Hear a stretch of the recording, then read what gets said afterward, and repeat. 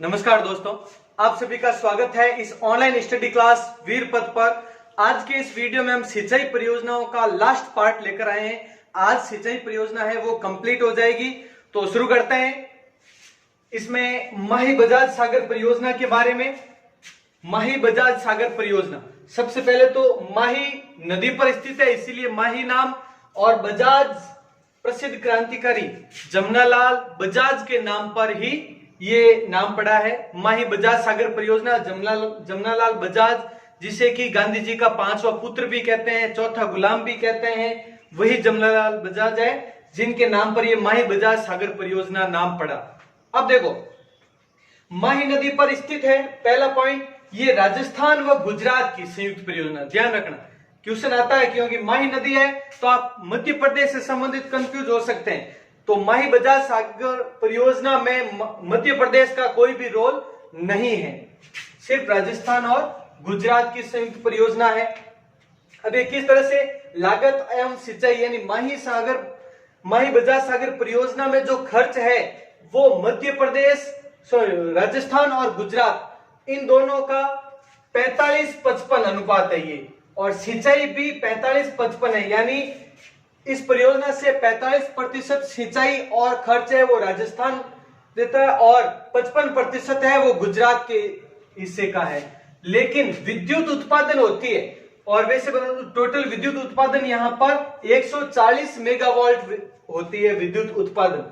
तो ये विद्युत उत्पादन सिर्फ और सिर्फ राजस्थान, 100% हिस्सा राजस्थान का ही है। ध्यान रखना, क्वेश्चन आता है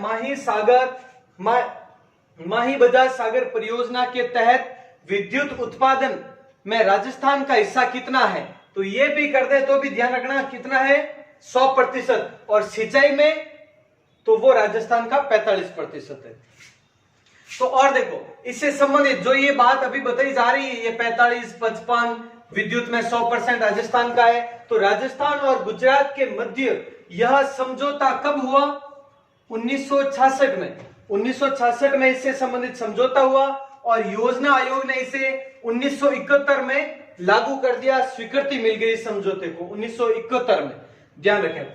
उसके बाद में 1983 में उस समय प्रधानमंत्री इंदिरा गांधी, तो उनके द्वारा सिंचाई का शुभारंभ किया गया और सबसे पहला बांध है वो निर्माण कर दिया गया। उस समय माही बजाज सागर बांध के बारे में जो अभी हम पढ़ेंगे 1983 में ही बना, और यहीं पर इंदिरा गांधी ने सिंचाई का शुभारंभ किया। ध्यान रखें, ये ईयर 1983। इसके बाद में यह आदिवासी क्षेत्र की सबसे बड़ी परियोजना है। आदिवासी क्षेत्र की सबसे बड़ी परियोजना कौन सी? माही बजाज सागर परियोजना, क्योंकि इस क्षेत्र में आदिवासी क्षेत्र कौन सा है? दक्षिणी राजस्थान। दक्षिणी राजस्थान में वैसे और भी बहुत सारी परियोजनाएं हैं, लेकिन इस परियोजना को आदिवासी क्षेत्र की सबसे बड़ी परियोजना माना जाता है। 3 बांध स्थापित किए गए इस परियोजना के तहत। पहला माही बजाज सागर बांध, कागदी पिकअप बांध और कड़ाना बांध, 3 बांध। इनके बारे में चर्चा कर लेते हैं एक बार इस बांध के बारे में। तो देखो, इसके लिए सबसे पहले माही नदी के बारे में थोड़ी सी चर्चा कर लेते हैं। माही नदी के बारे में विस्तार से पहले के एक वीडियो में बता दिया था, वो एक बार ध्यान से देख लेना। माही और सहायक नदियां और उसके बारे में पूरा बताया गया है। फिलहाल यहां पे देखें, आप ध्यान दें।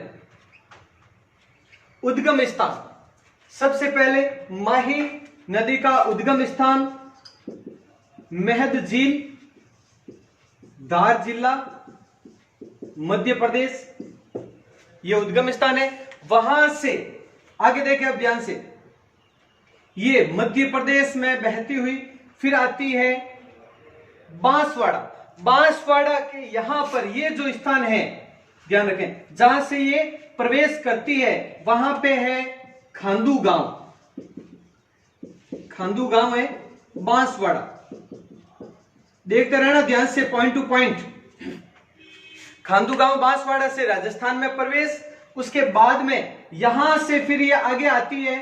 तो इस जगह पर अब देखना आप अगला पॉइंट, यहां पर पहला बांध, ध्यान रखना, पहला बांध माही बजाज सागर बांध।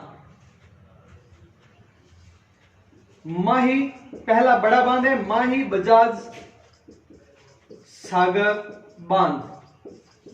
हो गया पहला। अब देखना इसके जस्ट पीछे, देखो इसके जस्ट यहां पे पीछे की साइड में इसी बांध के सहायक रूप में भी है इसके पानी के उठाव के लिए, इसीलिए इसका नाम पिकअप है। पिकअप यानी उठाव। तो इसीलिए यहां पर इससे जस्ट माही बजाज सागर से जस्ट पीछे है यहां पर कागदी पिकअप बांध, कागदी पिकअप बांध। ये हो गया दूसरा बांध। इसके बाद में आगे देखो यहां पर फिर ये प्रतापगढ़, ये प्रतापगढ़ है, ये बांसवाड़ा और ये डूंगरपुर। तो प्रतापगढ़ और बांसवाड़ा की सीमा पर इस तरह से, और इसी कारण ये दो सीमाएं जो अलग अलग बनी है इसी माही नदी के कारण ही। माही नदी है, माही नदी के इधर बांसवाड़ा की सीमा तय कर दी गई और माही नदी के इस साइड में प्रतापगढ़ की सीमा तय कर दी गई। तो यहां पर माही नदी प्रतापगढ़ और बांसवाड़ा की सीमा पर होते हुए इस तरह से फिर डूंगरपुर और काफी दूर तक ये डूंगरपुर और बांसवाड़ा की सीमा भी बनाती है। डूंगरपुर में यहां पर वेणेश्वर धाम जो कि आदिवासियों का महाकुंभ कहलाता है, महातीर्थ कहलाता है, वो भी है यहीं पर। और फिर आगे आकर ये इस साइड में जाकर खंबात की खाड़ी में गिर जाती है और खंबात की खाड़ी से फिर अरब सागर में जल जाता है। तो ये माही नदी का प्रवाह क्षेत्र है और हम पढ़ रहे हैं जो सिंचाई परियोजनाओं के बारे में, तो उससे संबंधित ये बांध महत्वपूर्ण है, ध्यान रखना। तो इनके बारे में थोड़ा विस्तार से चर्चा करेंगे हम। और आगे देखो एक और बांध यहां पर गुजरात में जाने के बाद में इसी नदी पर एक और बांध है जिसका नाम है कड़ाना बांध, कड़ाना बांध। और ये गुजरात में यानी माही नदी पर स्थित कौन सा बांध राजस्थान से बाहर है, तो वो कौन सा है, कड़ाना बांध। ध्यान रखना ऑप्शन में चूकना मत, क्योंकि एक बांध का नाम कनाडा बांध भी है, एक बांध है वो कनाडा नाम से भी है, लेकिन वो झारखंड में है मयूराक्षी नदी के किनारे। कनाडा बांध झारखंड में है मयूराक्षी नदी के किनारे और कड़ाना बांध है वो गुजरात में है माही नदी के किनारे। और हमें ये वाला पढ़ना है, ध्यान रखना। तो इन तीनों बांध के बारे में थोड़ी सी डिटेल कर लेंगे, अभी ये ध्यान से समझ लें और आराम से नोट डाउन कर लें, स्क्रीनशॉट ले लें इसका।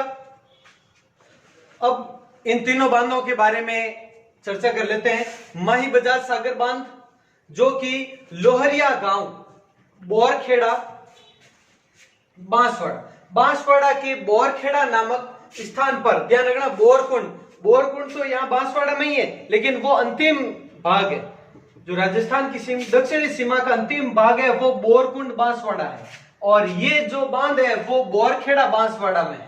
यहाँ पे ध्यान रखना, जो अभी बताया मैंने आपको माही बजाज सागर वो बोरखेड़ा बांसवाड़ा में है। 1983 में निर्माण कार्य पूर्ण हुआ, जो कि अभी बताया इंदिरा गांधी ने उद्घाटन किया था 1983 में। राज्य का सबसे लंबा बांध, ये आप विशेष ध्यान रखना, राजस्थान का सबसे लंबा बांध कौन सा, माही बजाज सागर बांध। इसकी लंबाई 3109 मीटर है, ध्यान रखना। सबसे लंबा बांध, सबसे ऊंचा बांध कौन सा, जाखम बांध 81 मीटर, 81 मीटर है, 81 मीटर वो सबसे ऊंचा है और ये सबसे लंबा है। तो दोनों में ये ध्यान रखना आप। अब तो ये हो गई प्रमुख बांध। और कागदी पिकअप बांध इसी के जस्ट पीछे, इधर माही नदी पर इसके जस्ट पीछे की ओर ही कागदी पिकअप बांध है बांसवाड़ा में ही, जो कि इसके दूसरे चरण 1983 के बाद दूसरे चरण में इसका निर्माण किया गया। और इस बांध पर दो नहरें निकाली गई। अब यहां पे ध्यान रखना बाएं ओर से कौन सी और दाएं ओर से कौन सी। तो बाएं ओर से आनंदपुरी या आनंदपुर दोनों कहा जाता है, इसका नाम आनंदपुरी भूकिया नहर, और दाएं ओर से बीकाबाई सागवाड़ नहर, ये दो नहरें निकाली गई। दाएं ओर से यानी इस ओर से इस पर बीकाबाई सागवाड़ नहर और इसके दाएं ओर से इस साइड से आनंदपुरी भूकिया नहर निकाली गई। नाम है आनंदपुरी भूकिया, लेकिन ये वास्तव में भूकिया नहीं है, क्योंकि यहां पर बांसवाड़ा में ही है सोने की खदान भी प्राप्त हुई है, सोने की खदान है। तो देखो, लेकिन नाम है आनंदपुरी भूकिया, क्या कर सकते हैं वो। देखो इसके बाद में देखो आगे कड़ाना बांध। कड़ाना बांध रामपुरा गांव में है, गुजरात के रामपुरा गांव में, पंचमहल जिले में। और इस 100% हिस्सेदारी है वो गुजरात की है, लागत वगैरह जो भी है वो इसमें 100% गुजरात की ही है। और तीसरे चरण में कुछ विद्युत इकाइयां स्थापित की गई, बस इतना सा ध्यान रखना, इन सभी बांधों पर विद्युत इकाइयां स्थापित की गई। तो ये इसके बाद में हम अगली परियोजना पढ़ते हैं। स्क्रीनशॉट ले ले, एक बार नोट डाउन कर लें। अब माही बजाज सागर परियोजना के बाद में जाखम परियोजना, छोटी सी परियोजना है, ज्यादा डिटेल नहीं मिलती इसके बारे में, ये इतना सा ध्यान से देखें और जो भी है बहुत महत्वपूर्ण है। इस परियोजना को सबसे पहले स्वीकृति है वो 1962 में मिली कि हाँ ये जाखम परियोजना है, प्रारंभ की जानी है। और शिलान्यास है वो, यानी काम प्रारंभ कब हुआ? 14 मई 1968 को कार्य प्रारंभ हुआ। अब देखो ये है कहां पर? अनूपपुरा, प्रतापगढ़। प्रतापगढ़ में अनूपपुरा नामक गांव में स्थित है जाखम परियोजना और वहीं पर स्थित है जाखम बांध। जाखम बांध भी उसी जगह पर स्थित है और ये जाखम बांध 81 मीटर ऊंचा, जो कि राजस्थान का सबसे ऊंचा बांध है। राजस्थान का सबसे ऊंचा बांध, अभी अभी जस्ट हमने पढ़ा था राजस्थान का सबसे लंबा बांध माही बजाज सागर बांध, और ये सबसे ऊंचा। अब देखो आगे, और इसमें 1986 में जल प्रवाहित किया गया था सर्वप्रथम, और 1997-98 में इस पर निर्माण कार्य पूर्ण हुआ। यह परियोजना पूरी तरह से कंप्लीट हुई। और जाखम बांध जहां पर है, देखो ये जाखम नदी इस तरीके से प्रतापगढ़ में इसका उद्गम, और ये फिर ये बहते हुए इस तरह से बताया था यहां पर वेणेश्वर धाम, वहां पर माही नदी में मिलती है, माही नदी में। तो प्रतापगढ़ में ही अनूपपुरा नामक स्थान पर जाखम बांध और जाखम परियोजना है। उससे 13 किलोमीटर दूर नागलिया गांव है, वहां पर पिकअप बांध बनाया गया जाखम बांध के पास में, इसके सहयोग हेतु। अब ये फायदा किसको होता है, कौन से जिलों को सबसे ज्यादा फायदा है? तो देखो इस परियोजना से एक तो ये ध्यान रखना प्रमुख है प्रतापगढ़। प्रतापगढ़ को सबसे ज्यादा ये लाभ प्राप्त होता है जाखम परियोजना से, क्योंकि वहीं पर है ये जाखम परियोजना। उसके अलावा वो बांसवाड़ा और इधर चित्तौड़गढ़ के क्षेत्रों में भी थोड़ा बहुत लाभ प्राप्त होता है, लेकिन एक ऑप्शन हो तो वहां पे प्रतापगढ़ ही करना है, भले ही ये भी ऑप्शन में हो, लेकिन एक ही पूछा है कि किस जिले को लाभ प्राप्त होता है, तो प्रतापगढ़ ही है। लेकिन अगर क्रम दे दें कि निम्न में से किन जिलों को लाभ प्राप्त हो है, तो वहां पे प्रतापगढ़, बांसवाड़ा, चित्तौड़गढ़ ये भी करना है। तो इसके बारे में ये नोट कर ले पॉइंट। और इसी तरीके से छोटी छोटी परियोजना और कर रहे हैं, नर्मदा नहर परियोजना जो सबसे प्रमुख होगी अभी वो करेंगे, और छोटी छोटी परियोजनाएं और उनके बारे में भी समझ सकते हैं। अब बात करते हैं एक बहुत ही महत्वपूर्ण सिंचाई परियोजना नर्मदा नहर परियोजना के बारे में। इसके बारे में थोड़े से पॉइंट्स देख लें आप ध्यान से। पहले क्या है, कहां से उद्गम है, वो सब ध्यान रखें। नर्मदा नहर परियोजना, सबसे पहले इस नदी का, नर्मदा है उसका उद्गम है वो यहां पर एक स्थान है मध्य प्रदेश में, अमरकंटक पहाड़ी। अमरकंटक पहाड़ी है मध्य प्रदेश में, वहां से इसका उद्गम होता है। मध्य प्रदेश में बहने के बाद ये गुजरात में बहती है, और गुजरात के बाद में ये खंबात की खाड़ी में मिल जाती है, जिस प्रकार से माही नदी आती है। तो अब ये है, अब देखो गुजरात में एक स्थान है सरदार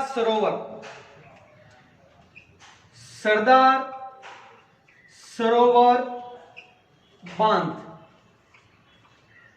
गुजरात में सरदार सरोवर बांध है जिसकी स्थापना 1961 में की गई थी। अब यहां से नर्मदा नहर परियोजना प्रारंभ हुई, यहां से देखिए। अब ये गुजरात में बहते हुए राजस्थान के जालोर और बाड़मेर इन दो राज्यों में, बाड़मेर, जालोर, तो नर्मदा नहर परियोजना ये है, और बाड़मेर, जालोर इससे लाभान्वित है। इसके बारे में एक एक फैक्ट करते हैं, इसके बाद में ये भी समझेंगे हम थोड़ा, लेकिन ध्यान रखना ये यहां पर है, ये नर्मदा नहर परियोजना। इतना सा ध्यान रहना चाहिए। इस साइड में दक्षिणी राजस्थान की परियोजना है। तो देखो इसमें राजस्थान, मध्य प्रदेश, गुजरात और महाराष्ट्र, इन चारों राज्यों की संयुक्त परियोजना है नर्मदा नहर परियोजना। उसके बाद इसका उपनाम, नर्मदा नहर परियोजना का उपनाम सरदार सरोवर बांध परियोजना, क्योंकि सरदार सरोवर बांध से उद्गम होता है, इसीलिए सरदार सरोवर बांध परियोजना भी कहते हैं इसे। और मारवाड़ की भागीरथी, क्योंकि ये क्षेत्र जोधपुर और ये बाड़मेर इससे सीमा लगती है, इस कारण से मारवाड़ क्षेत्र। तो मारवाड़ की भागीरथी और कई बार मारवाड़ की जीवन रेखा। अब देखो आप कंफ्यूज होंगे कि इंदिरा गांधी नहर के बारे में भी ऐसा ही कुछ कहा था, लूणी नदी के बारे में भी कहा था, तो उसके बारे में एक बार क्लियर कर ले थोड़ा सा कि क्या है। मारवाड़ क्षेत्र जोधपुर और आसपास का सिर्फ यह है। तो ध्यान रखना, उस समय बताया था मारवाड़ की स्वर्ण रेखा या मारवाड़ की गंगा, मारवाड़ की गंगा लूणी नदी, मारवाड़ की गंगा लूणी नदी, मारवाड़ की जीवन रेखा नर्मदा नहर परियोजना। ध्यान रखें आप, मारवाड़ की सिर्फ। अब इंदिरा गांधी नहर है, वो मारवाड़ शब्द है, तो इंदिरा गांधी के बारे में नहीं करना है उस नहर परियोजना के बारे में।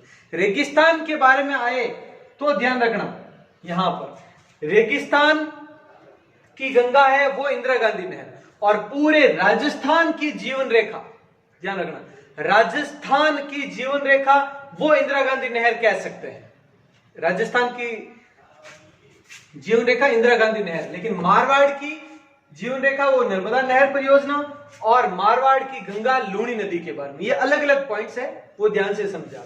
अब बात करते हैं, और मारवाड़ की भागीरथी भी इसे ही कहते हैं, फव्वारा पद्धति से अनिवार्य सिंचाई वाली परियोजना। ध्यान रखना, नर्मदा नहर परियोजना एकमात्र ऐसी परियोजना है जिसके द्वारा फव्वारा पद्धति से सिंचाई करना अनिवार्य है।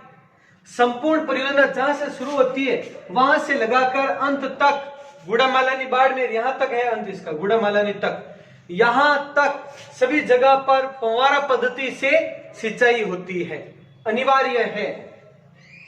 तो इस पे ध्यान देना, अनिवार्य रूप से संपूर्ण है फव्वारा पद्धति। उसके बाद में इसका उद्गम कहां से होता है, तो उद्गम सरदार सरोवर बांध गुजरात, यहां से इसका उद्गम होता है।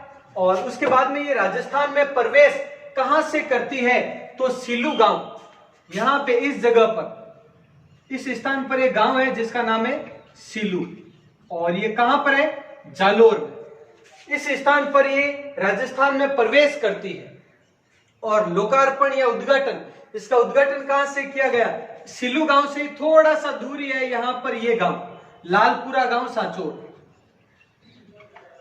तो यहां पर इसके आगे अलग अलग कैसे, जैसे कि यहाँ पे उद्घाटन की डेट वगैरह कब लागू हुई इसके बारे में है, तो वो आप ध्यान से समझ लें। इसमें यहां पर 18 मार्च को, यानी राजस्थान में प्रवेश हो चुका था 18 मार्च को 2008, ये ध्यान रखना, 18 मार्च 2008 को सिल्लू गांव में, यानी यहां पर आ चुकी थी। इसका जल, यानी 18 मार्च 2008 को यहां से जो जल था नर्मदा नहर का, वो राजस्थान के सिल्लू गांव से राजस्थान में प्रवेश किया था उसने। तो इसका सर्वप्रथम जल है वो राजस्थान में प्रवेश कब करता है, 18 मार्च को। और लोकार्पण वो यहां पर एक सप्ताह बाद 27 मार्च, लगभग 27 मार्च 2008, इस दिन लालपुरा गांव में वसुंधरा राजे तत्कालीन मुख्यमंत्री द्वारा इस नहर का लोकार्पण किया गया। तो ध्यान रखना, राजस्थान में प्रवेश कहां से, सिल्लू गांव में, कब, 18 मार्च 2008 को। और इस नहर का लोकार्पण या उद्घाटन कब किया गया, 27 मार्च 2008, कहां पर, लालपुरा गांव, सांचोर जालोर, जो इससे थोड़ा आगे है। और अंतिम बिंदु, इस नहर का अंतिम बिंदु कौन सा है, गुड़ामालानी, यहां पर इस जगह पर गुड़ामालानी में ये अंतिम बिंदु है बाड़मेर। तो सरदार सरोवर बांध, सिल्लू गांव, लालपुरा गांव, यानी यहां से प्रवेश या उद्घाटन बाड़मेर। तो जालोर बाड़मेर में लाभान्वित है ये जिले। लाभान्वित जिले कौन से, जालोर और बाड़मेर। तो ये हो गया क्लियर आपके। उसके बाद में नर्मदा नहर की कुल लंबाई कितनी है, तो कुल लंबाई 532 है। तो देखो आप 458 458 किलोमीटर ये गुजरात में है, 458 किलोमीटर गुजरात में, और मात्र 74 किलोमीटर है वो राजस्थान में बहती है। 458 प्लस 74 532 किलोमीटर इसकी कुल लंबाई है। इस परियोजना पर लिफ्ट नहरें, वैसे तो कुल 12 लिफ्ट नहरें हैं, जिनमें से 3 दाएं ओर से और 9 बाएं ओर से, यानी दाएं ओर से 3 इस ओर से निकलती है और 9 इस ओर से निकलती है। प्रमुख ये नहरें ये है, सांचौर लिफ्ट नहर, बदेरडा लिफ्ट नहर, पनोरिया लिफ्ट नहर, ये कुछ प्रमुख लिफ्ट नहरें। नाम लिखा है कि ये किससे संबंधित है, तो नर्मदा नहर परियोजना से संबंधित है। अब ये कुछ एक 3 नाम देखो। मेगा पाटकर का तो क्वेश्चन भी आया हुआ है एग्जाम में कि मेगा पाटकर है वो किस आंदोलन से संबंधित थी, तो नर्मदा बचाओ आंदोलन से संबंधित थी। तो मेगा पाटकर, अरुंधति राय प्रसिद्ध लेखिका है, बाबा आमटे, ये सभी नर्मदा बचाओ आंदोलन से संबंधित व्यक्तित्व है, जिन ये तीनों। तो नर्मदा नहर परियोजना के बारे में पूरी डिटेल है ये A to Z। ध्यान से देख ले, कहां से उद्गम, कहां तक जाती है, क्या प्रमुख है, ये आप स्क्रीनशॉट ले लें। अब एक और सिंचाई परियोजना के बारे में बात कर लेते हैं, सिद्धमुख नौहर परियोजना। सिद्धमुख नौहर परियोजना, जिसे वर्तमान में राजीव गांधी नौहर परियोजना भी कहा जाता है, उसके बारे में एक तो ये कहां से निकलती है, क्या है, उसकी डिटेल कर लेते हैं। पहले हमने बाकड़ा नांगल जब पढ़ा, बाकड़ा नांगल बांध परियोजना, उस समय इस तरीके से हमने पढ़ा था कि सतलुज नदी निकलती है, ये व्यास नदी, ये, और वो तो हरिके बैराज वगैरह वो इंदिरा गांधी नहर परियोजना से संबंधित हो गया। और बाकड़ा नांगल में हमने पढ़ा था एक बांध बाकड़ा बांध और एक यहां पर नांगल बांध, ये हिमाचल प्रदेश और ये पंजाब, तो नांगल बांध, ये 2 बांध के बारे में पढ़ा था। और ये भी पढ़ा था कि नांगल बांध है, वहां से एक नहर निकलती है, नहर का नाम क्या है, बाकड़ा नहर, ये पढ़ा था हमने। बाकड़ा नहर निकलती है, देखो बाकड़ा नहर नांगल बांध से निकलती है, ना कि बाकड़ा बांध से, ये भी ध्यान रखना। और उस टाइम बताया था मैंने विस्तार से, नहीं देखा है तो वो जरूर देखना वीडियो पूरा। तो इस तरह से बाकड़ा नहर निकलती है। इसी बाकड़ा नहर से एक और इस नहर का उद्घाटन किया गया, जिसे कि सिद्धमुख नौहर परियोजना कहा जाता था, पहले पूर्व नाम, और वर्तमान में इसका नाम बदलकर क्या रखा गया, राजीव गांधी नौहर परियोजना। क्योंकि जब ये परियोजना शुरू हुई थी, इसका शिलान्यास मतलब नींव रखी गई, काम प्रारंभ हुआ, वो हुआ था 5 अक्टूबर 1989 को राजीव गांधी द्वारा।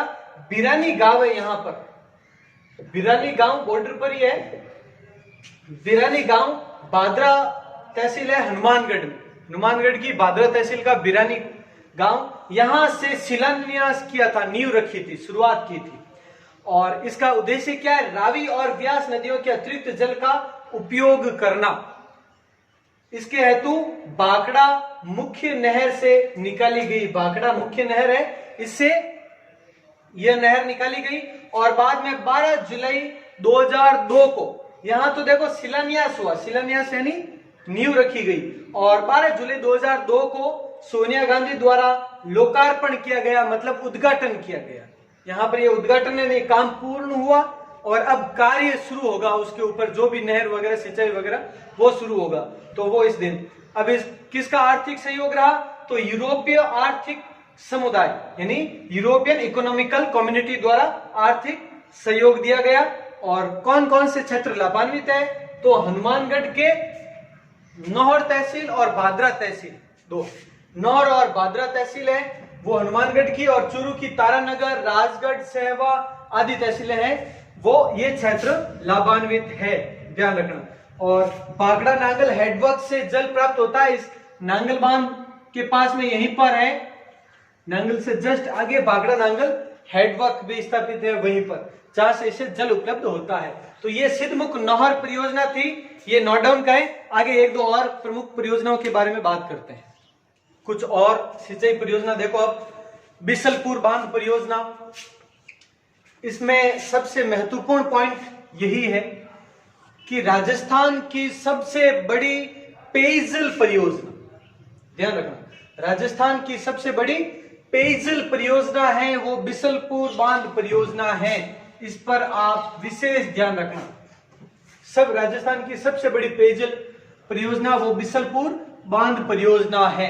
इसका उद्गम, जिस तरह से आपको पता है बनास नदी के बारे में, राजसमंद से उद्गम होता है। राजसमंद से उद्गम होने के बाद में किस तरह से चित्तौड़गढ़ है, भीलवाड़ा है, अजमेर है, टोंक, इस तरह से जाती है। तो यहां पर टोंक में बिसलपुर नामक स्थान है। बिसलपुर गांव, टोडा राय सिंह तहसील, टोंक जिला, यहां पर यह परियोजना स्थित है बनास नदी पर। यह भी देख लेना, बनास नदी पर, यह भी ध्यान रखना किस नदी पर है वो। कौन कौन से जिले लाभान्वित है? तो सबसे ज्यादा लाभान्वित तो टोंक है, यहां से टोंक सबसे ज्यादा लाभान्वित, अजमेर, जयपुर, ये 3 जिले तो बहुत ज्यादा लाभान्वित है ही है। और उसके बाद में थोड़ा बहुत भाग है अजमेर के बाद में नागौर को भी उपलब्ध होता है, अजमेर से आगे होते हुए। तो मुख्य रूप से यह है, बाकी अजमेर संभाग के हैं 3 जिले, तो अजमेर, टोंक, नागौर और एक जयपुर अलग हो गया। अब नाबार्ड के RIDF डिपार्टमेंट द्वारा आर्थिक सहयोग प्राप्त होता है इसे। ये हो गई बिसलपुर बांध परियोजना के बारे में, ध्यान रखना आप ये पॉइंट। अब जवई बांध परियोजना जो कि सुमेरपुर पाली में स्थित है, इसका निर्माण कब प्रारंभ हुआ? 13 मई 1946 को। उस समय जोधपुर के महाराजा उमेद सिंह थे और उन्होंने ये कार्य प्रारंभ करवाया था और 1956 में काम पूर्ण हुआ। और 2003 में इसका जीर्णोद्धार यानी मरम्मत का कार्य भी शुरू हुआ था। सोनिया गांधी द्वारा जीर्णोद्धार का कार्य प्रारंभ करवाया गया था यहाँ पर, तो 2003 में। और जवई बांध को क्या कहा जाता है? अच्छा क्वेश्चन है और कई बार पूछा भी जाता है। मारवाड़ का अमृत सरोवर, मारवाड़ का अमृत सरोवर किसे कहा जाता है? जवई बांध को। तो ये भी ध्यान रखें आप, बहुत महत्वपूर्ण है इसे। अब देखो सेई परियोजना, सेई सुरंग के बारे में आपने सुना होगा, सेई सुरंग के बारे में। तो यह उदयपुर में भी एग्जैक्ट है, कोटड़ा तहसील की सेई परियोजना से जोड़ा गया है। और सेई परियोजना से सबसे पहले 9 अगस्त 1977 को पानी भेजा गया था। कैसे? उदयपुर में सेई नदी के बारे में सुना होगा, और यह है सेई, हतमती वगैरह इन नदियों के बारे में सुना होगा, पास में ही है। तो ये सेई नदी साबरमती की सहायक नदियों में से एक है सेई नदी। साबरमती उदयपुर सुना होगा आपने, गोगुंदा की पहाड़ियों से उद्गम फिर चली जाती है खंबात की खाड़ी में, उसी साबरमती की सहायक नदी सेई। अब सेई नदी और इधर है ये जवई नदी। जवई नदी है वो लूनी की सहायक नदियों में से है, तो ये है जवई नदी। तो ध्यान रखना, ये जवई बांध किस नदी पर? जवई नदी पर। और ये जवई नदी है वो लूनी की सहायक है। तो यहां पर सेई नदी द्वारा जल सुरंग से जल लाया जाता है। तो ध्यान रखना, सेई परियोजना यही है। सेई नदी का जल जवाई बांध में लाया जाता है जल सुरंग द्वारा, जो कि 9 अगस्त 1977 से प्रारंभ हुआ था। तो ये जवई बांध परियोजना हो गई। नोट डाउन करें, आराम से स्क्रीनशॉट ले लें। इस तरह से ये अपने सिंचाई परियोजनाएं कंप्लीट हो चुकी है। अब जो जैसा कि होता है यहाँ पर कुछ चैप्टर कंप्लीट होने के बाद में टेस्ट सीरीज, तो उस टेस्ट के बारे में मैं आपको बता दूं किस तरह से इसका टेस्ट कब होगा वो। तो देखें, इससे पहले राजस्थान की जिलें कंप्लीट हुई थी, उसका टेस्ट अभी तक नहीं हुआ। राजस्थान की जिलों और सिंचाई परियोजनाओं का एक ही टेस्ट लेने वाले थे, लेकिन सिंचाई परियोजनाएं काफी लंबा चैप्टर हो चुका है। अब आगे तो लंबे दिनों तक चला है, तो इस कारण से एक और टेस्ट अलग कर लेते हैं। तो राजस्थान की जिलें और राजस्थान की सिंचाई परियोजनाएं,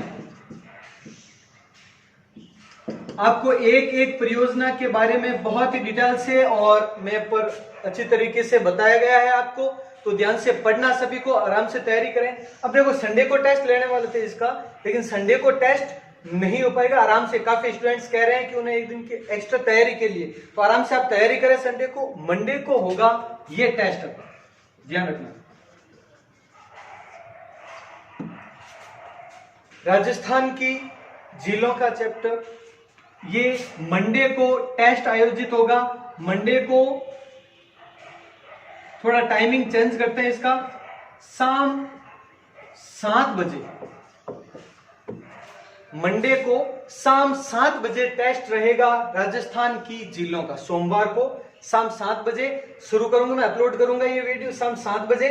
उसके बाद आप टेस्ट दे सकते हैं कभी भी। और किस तरीके से है, तो पिछले 4 टेस्ट अभी तक इस टाइप की सीरीज के, और ये टेस्ट है वो यूट्यूब पर ही होने वाले हैं, ये भी ध्यान रखना। जो एक व्हाट्सएप ग्रुप में अलग से ऑनलाइन सीरीज चल रही है, वो सीरीज, ये टेस्ट चलेंगे तब तक 2 दिन के लिए पोस्टपोन होगी। और वो है ये मंडे को, ये ट्यूसडे को ये हो जाएगा आपके, मंगलवार को, और बुधवार को फिर वो टेस्ट सीरीज कंटिन्यू रहेगी बुधवार से। तो 2 दिन के लिए वो ड्रॉप रहेगी, और ये यूट्यूब पर होने वाली है, ध्यान रखना। क्योंकि इससे क्या है, हम आराम से क्वेश्चन के ऑप्शन अच्छी तरह से व्याख्या कर पाते हैं, ताकि एक क्वेश्चन से भी बहुत सारे क्वेश्चन तैयार हो जाए अपने। तो सिंचाई परियोजनाओं का ट्यूसडे, और वही टाइम रहेगा शाम 7 बजे। ये अपलोड करूंगा, आप जितना जल्दी हो सके उतना जल्दी टेस्ट दें, अटेंड करें। और तो आराम से तैयारी करें, पहले राजस्थान की झीलों के बारे में पूरी डिटेल, और उसके बाद में सिंचाई परियोजनाओं के बारे में पूरी अच्छी तरीके से तैयारी करें। कंटिन्यू बने रहें। अगर आप इन नियमित क्लासेस और टेस्ट सीरीज में भाग ले रहे हैं, आप टेस्ट सीरीज साथ साथ में दे रहे हैं, अलग प्लेलिस्ट बनी हुई है, अभी तक जिन्होंने नहीं दी है पहले वाली, वो भी देखें, वो वीडियोस देखकर। एक अलग से प्लेलिस्ट बनी हुई है हमारे यहाँ, कंप्लीट ज्योग्राफी के चैप्टर, फिर चैप्टर वाइज अलग अलग प्लेलिस्ट, और एक टेस्ट सीरीज की भी प्लेलिस्ट बनी जा चुकी है। तो ये कंटिन्यू देखें। तो ये होगा आपके 4 पहले हो चुके हैं, तो यूट्यूब टेस्ट सीरीज का टेस्ट 5 और टेस्ट 6। उसके बाद में वन और वनस्पति बुधवार से शुरू होगा, यहाँ पे क्लासेस चलेगी, और वो ऑनलाइन टेस्ट सीरीज चली रही है दिल्ली की, वो अलग है ही है। तो बुधवार से वन एवं वनस्पति की क्लासेस चलेगी। तो ठीक है, मिलते हैं अगले वीडियो में। जय हिंद, जय भारत।